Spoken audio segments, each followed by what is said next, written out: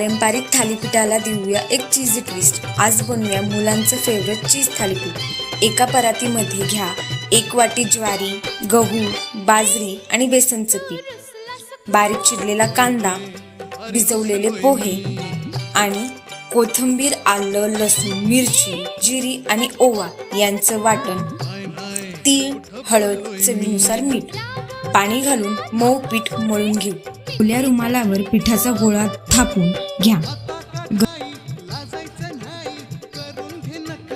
गरम तव्यावर तेल सोडून दोन्ही बाजूने थालीपीठ खरपूस भाजून घ्या।